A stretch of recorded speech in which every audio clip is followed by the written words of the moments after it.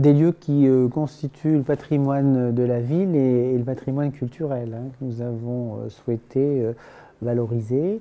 D'abord au niveau financier, hein, par une participation de la ville constante, hein, malgré la période de restriction budgétaire.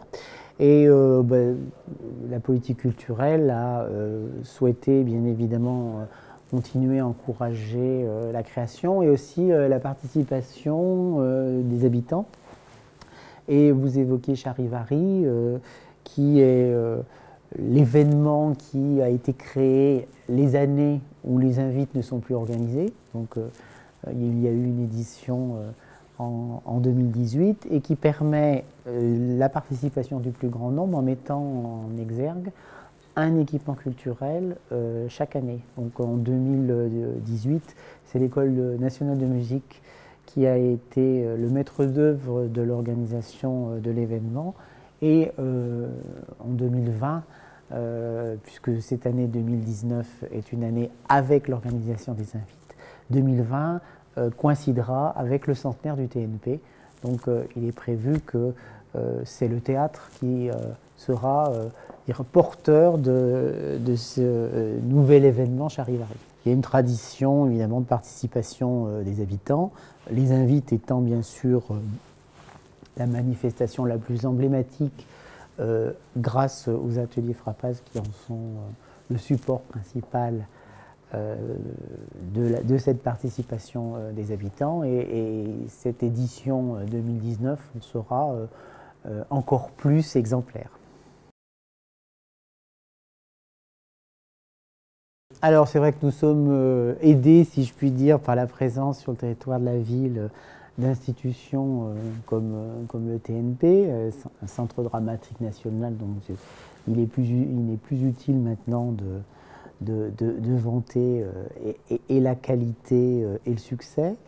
Depuis la restructuration complète et l'inauguration des nouveaux bâtiments en 2011, mais ceci ne doit pas se faire au détriment des structures plus petites et plus modestes, et nous avons veillé à ce qu'il en soit ainsi. Vous avez cité le théâtre de l'Iris, vous avez cité aussi l'ouverture d'une nouvelle salle de spectacle et de programmation dédiée aux amateurs notamment, avec l'ancienne salle de la MJC, donc dénommée La Balise, hein, voilà. Et puis des lieux comme celui-ci qui sont à mon sens emblématiques de lieux qui ne pourraient avoir qu'une réputation confidentielle, mais qui, de par leur activité, de par leur créativité, ont une dimension tout autre que l'Inville entend soutenir.